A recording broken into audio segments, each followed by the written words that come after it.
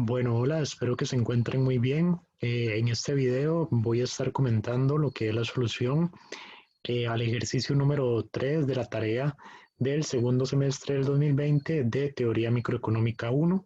Como pueden ver por acá, estoy tomando como guía la solución de Daniel Aguilar, Gisela Chacón y Carlos Montero. Entonces, directamente nos vamos a remitir al problema número 3 y comentaremos qué es la solución del mismo. Entonces, bueno, por acá tenemos la pregunta número 3, en la cual, bueno, se solicita, bueno, se plantea una serie de funciones de utilidad, en la cual, bueno, sí a priori podemos ver que la primera función de utilidad es una de tipo cuasi lineal, la segunda función de utilidad que es de tipo Leontief, y la tercera función de utilidad que es una función Cobb-Douglas, no normalizada, pero es una Cobb-Douglas. Entonces, bueno, básicamente tenemos estas tres funciones de utilidad y el ejercicio nos va a solicitar hallar las demandas tanto para el bien X como para el bien Y de cada una de estas funciones de utilidad y además obtener lo que viene siendo la elasticidad precio de la demanda tanto para el bien X como para el bien y finalmente comparar la elasticidad del bien Y para las distintas funciones de demanda del bien Y, las cuales se generan bajo cada una de las funciones de utilidad. Entonces, bien, vamos a ver. Primero vamos a dar inicio con lo que viene siendo la parte A, que básicamente consiste en la obtención de demandas para el bien X y para el bien Y en cada uno de los casos. Entonces, bueno, primeramente, como mencioné anteriormente, tenemos esta función de utilidad que básicamente nos está modelando lo que viene siendo una función de utilidad del tipo cuasi lineal. Entonces, bueno, por acá se plantea el problema de optimización.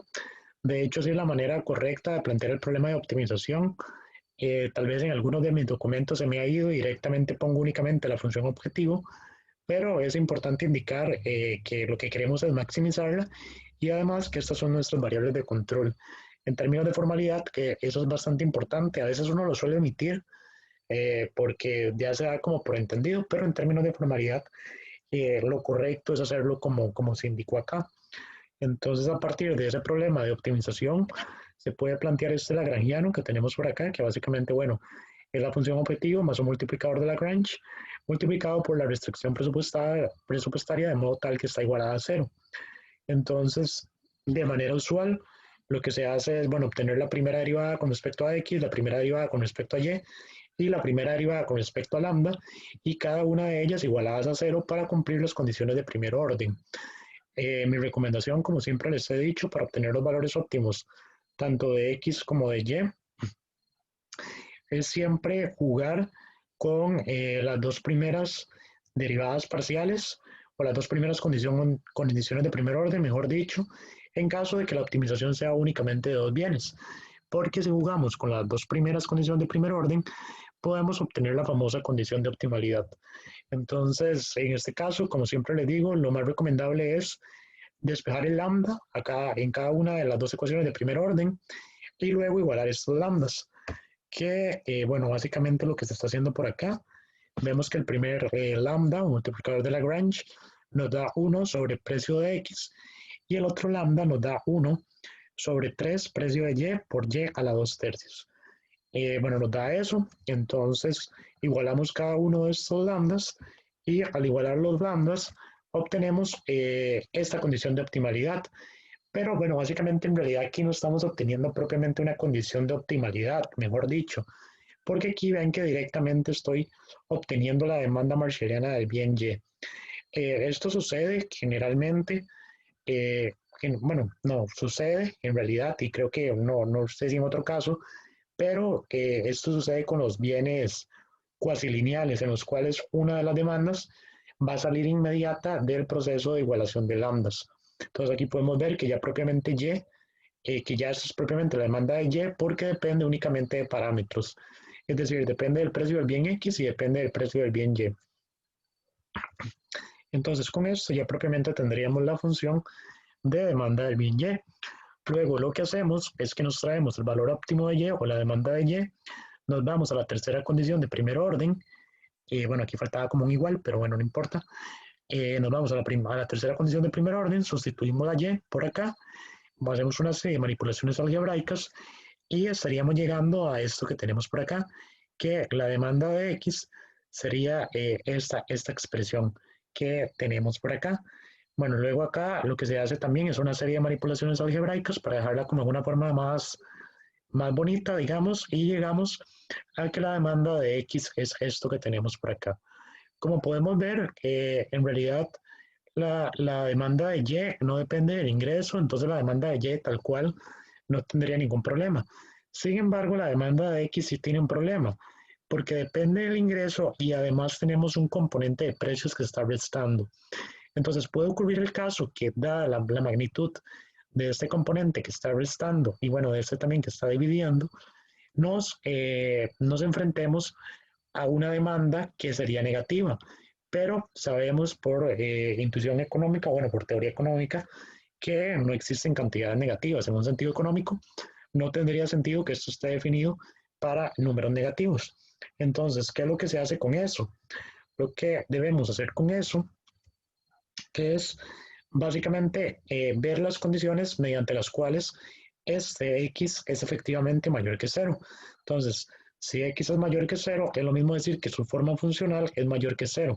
Entonces se plantea esta desigualdad que tenemos por acá, en la cual esto nos estaría indicando bajo qué condiciones efectivamente la demanda del bien X es positiva. Entonces, bajo esta condición que tenemos por acá, la demanda de X sería efectivamente positiva.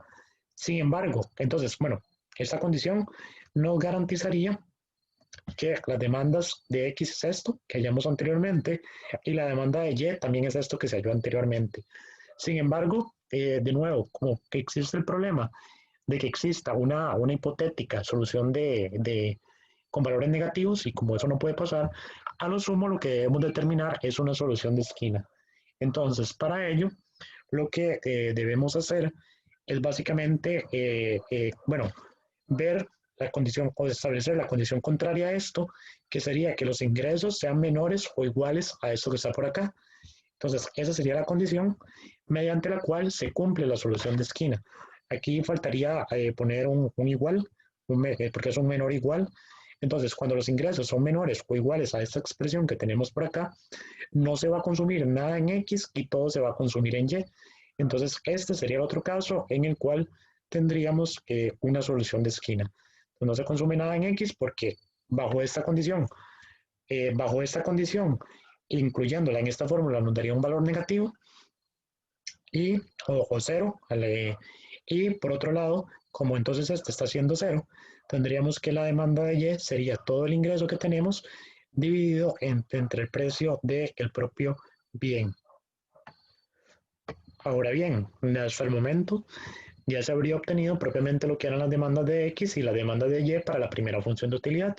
Como vimos, entonces tenemos dos casos, ¿verdad? Teníamos un caso en el cual los ingresos eran mayores a una cierta expresión de los precios y otro caso en el cual los ingresos eran menores o iguales a esa cierta expresión del precio.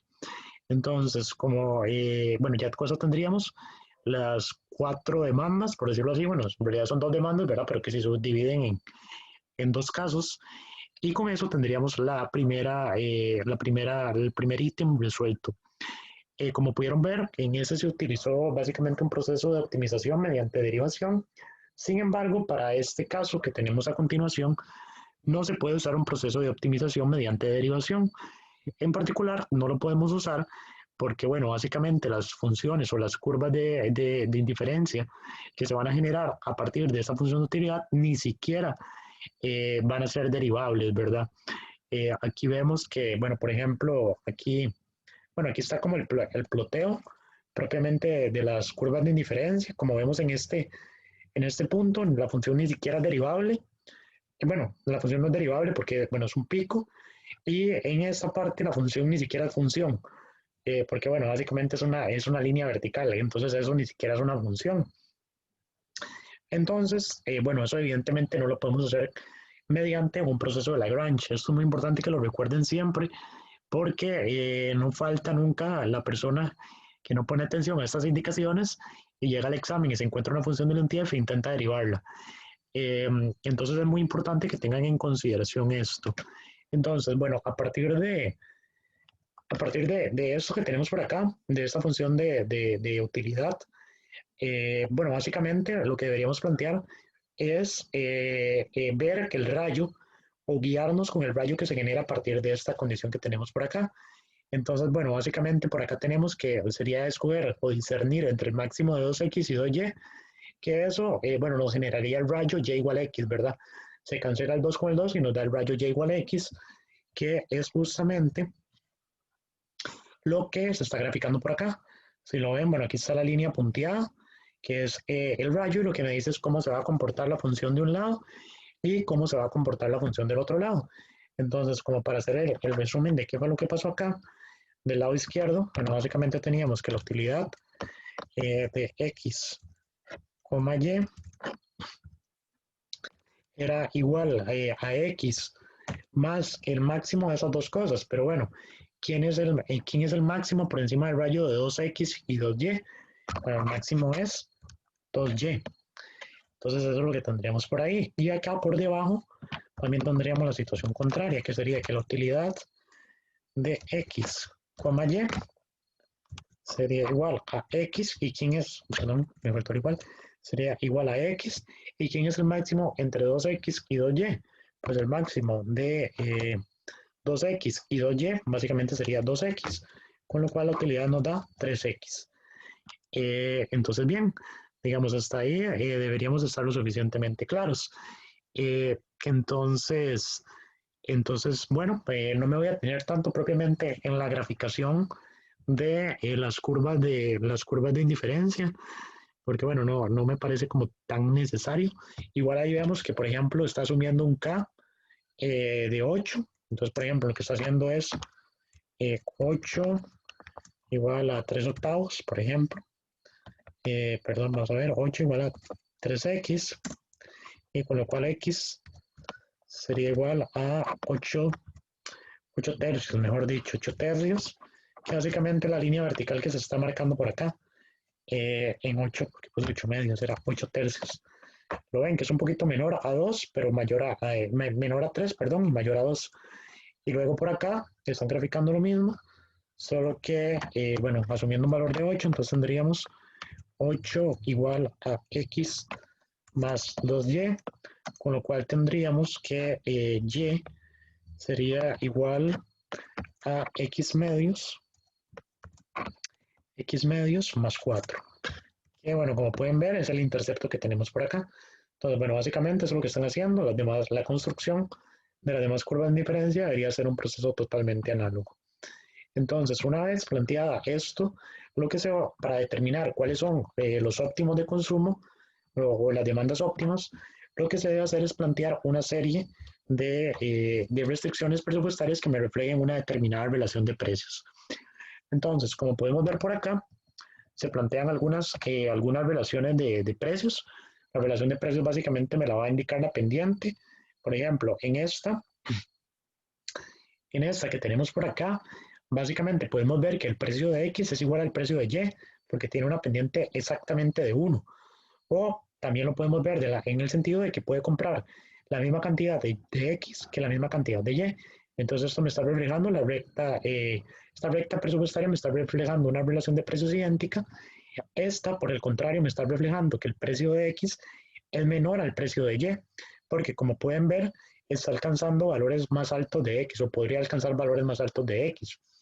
Entonces, bueno, esto sería como dos primeros casos, uno en el que son iguales y otro en el que P de X es menor a P de Y.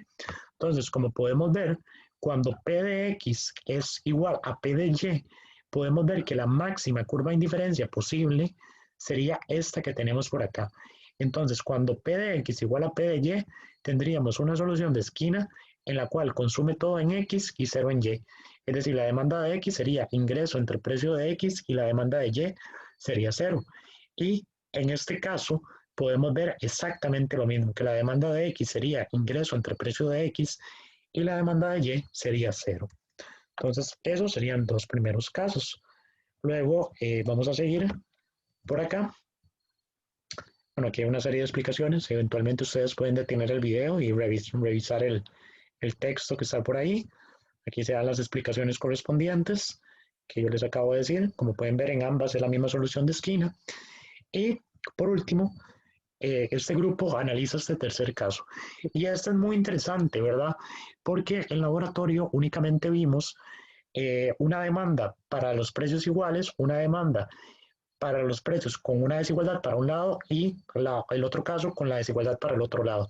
Sin embargo, cuando acá consideremos más bien que el precio de Y es menor al precio de X, nos van a salir tres casos. Y eso es muy interesante.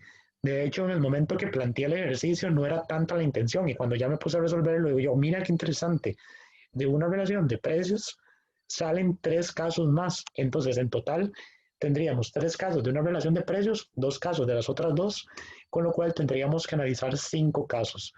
Entonces, bueno, básicamente aquí lo que se está haciendo es determinar una serie de rangos en cuanto a los precios. Podemos ver que, vamos a ver, ok, esta de aquí del medio, esta del medio, básicamente lo que nos dice es qué pasa cuando la relación de precios, el valor absoluto de la relación de precios, bueno, no, la relación de precios o el valor absoluto de la pendiente es 1.5, que es esta del medio. Vean que cuando es 1.5, que es esta que tenemos por acá, el consumidor sería indiferente entre consumir en esta esquina o en esta esquina. Podemos ver que sería totalmente indiferente entre hacer cada una de estas cuestiones.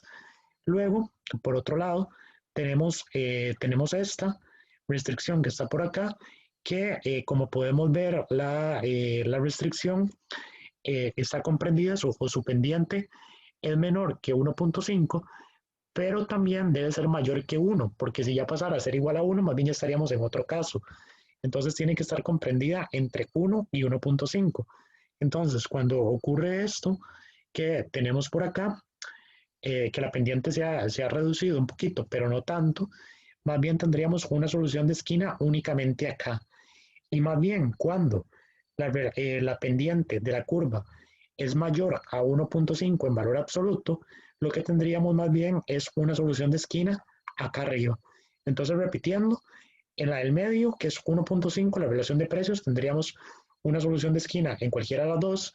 Cuando la relación de precios es menor a 1.5, pero mayor a 1, tendríamos una solución de esquina únicamente en el eje X. Y por otro lado, cuando tenemos una relación de precios mayor a 1.5, tendríamos una solución de esquina únicamente en Y. Entonces, eso es lo que tendríamos. Como ven, las cinco soluciones en realidad que tenemos son puras soluciones de esquina. O sea, todo se resume en soluciones de esquina. Entonces, bueno, por acá el grupo realiza el análisis correspondiente, que no me voy a detener tanto en ello, ustedes eventualmente podrán pausarlo. Aquí está los distintos análisis, aquí hicieron algo muy interesante, porque básicamente definieron esta demanda con un alfa, pero no en un intervalo, sino como en un conjunto de dos números. Entonces está muy interesante esto que hicieron por acá. Que con lo que me están diciendo es que puede consumir en cualquiera de las dos esquinas cuando la variación de precios es 1.5. Y finalmente, acá tendríamos el resumen ya propiamente de todos los casos que nos haría a las distintas relaciones de precios.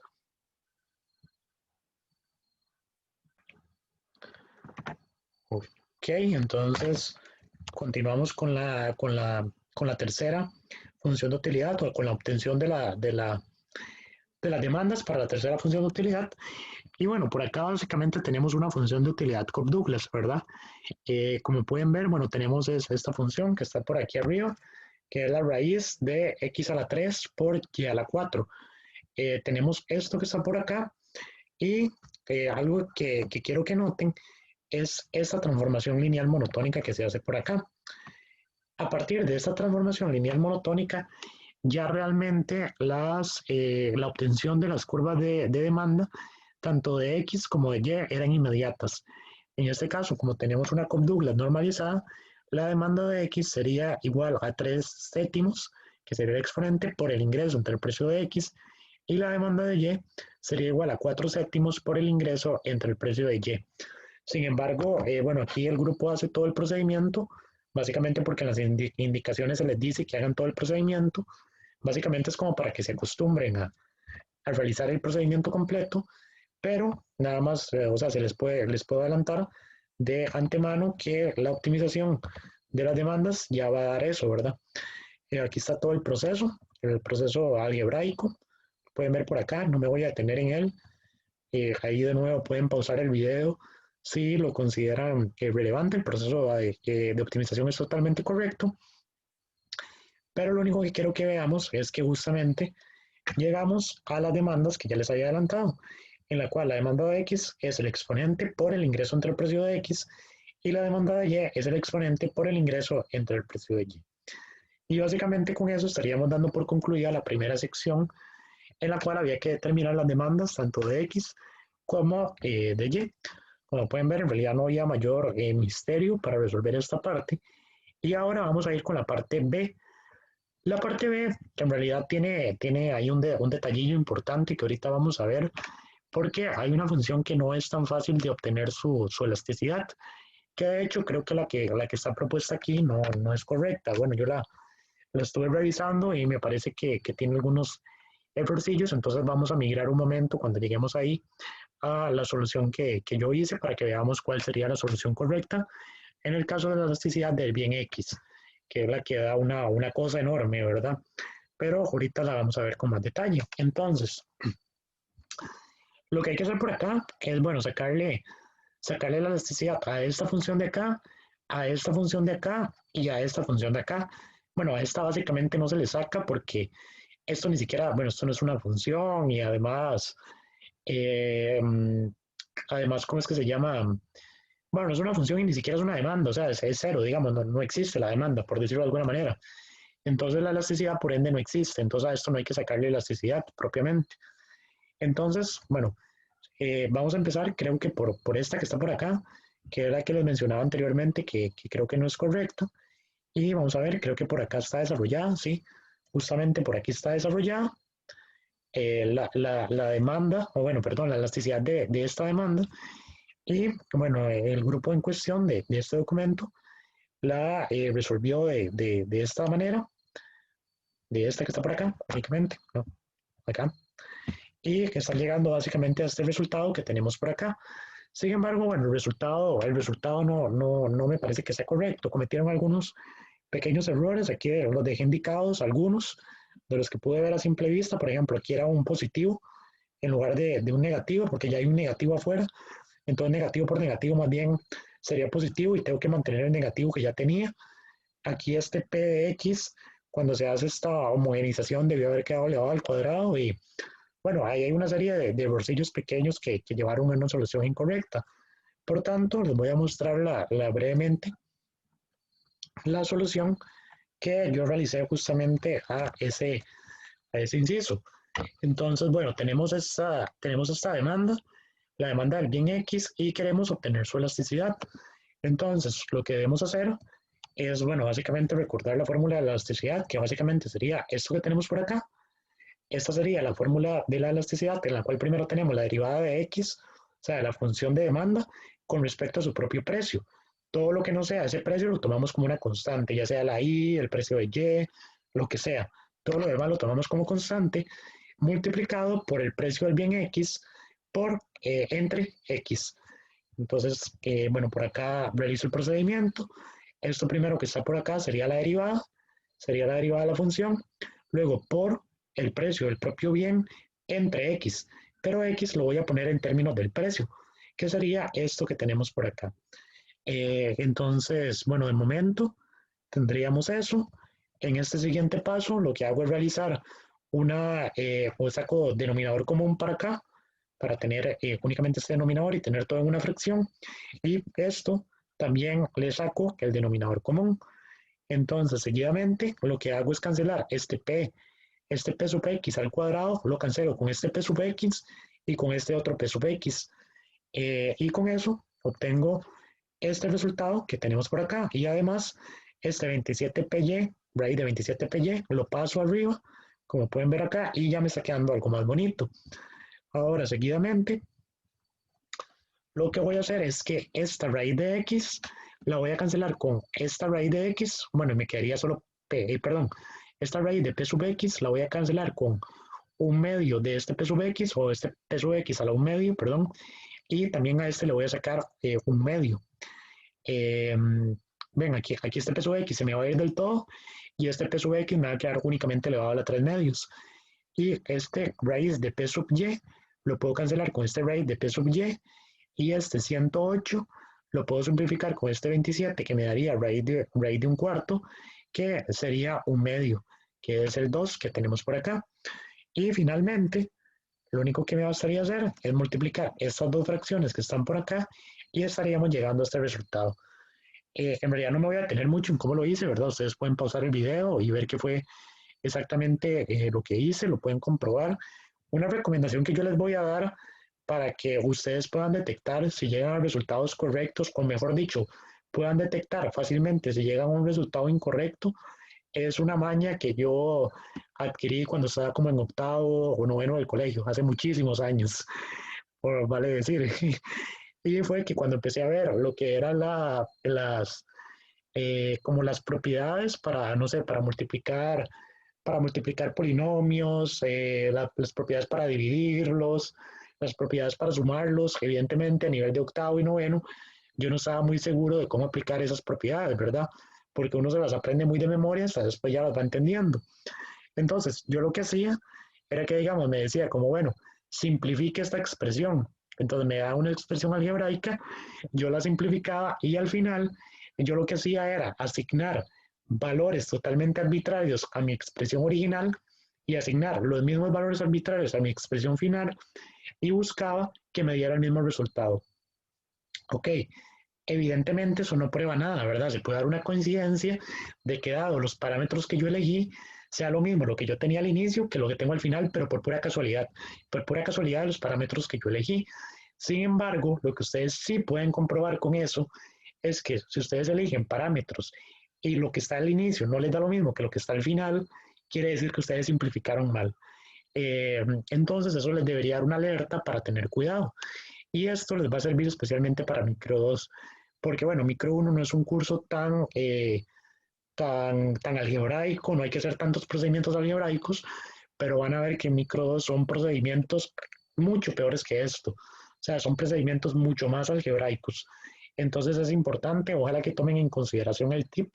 De nuevo, ustedes evalúan, por ejemplo, aquí le asignan valores arbitrarios a P de X, al ingreso y al precio de Y. En esta primera ecuación, esto les da un valor, les da un número, y ustedes lo que buscan es garantizar que cuando o evalúan los mismos valores arbitrarios en esta última expresión, les dé el mismo número.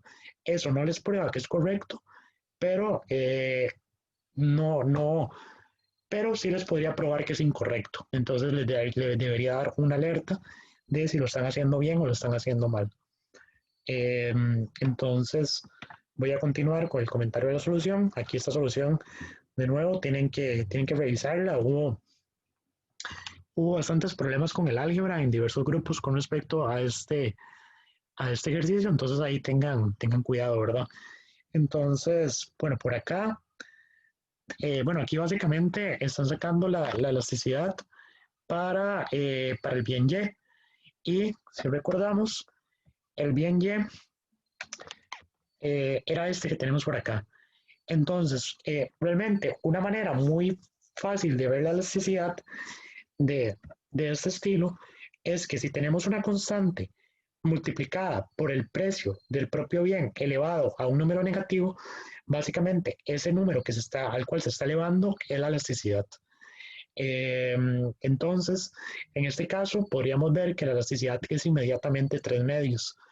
Pero bueno, eso es como una condición rápida. De igual manera, tenían que hacer el procedimiento algebraico y con el procedimiento algebraico estarían llegando justamente al resultado que les estoy diciendo.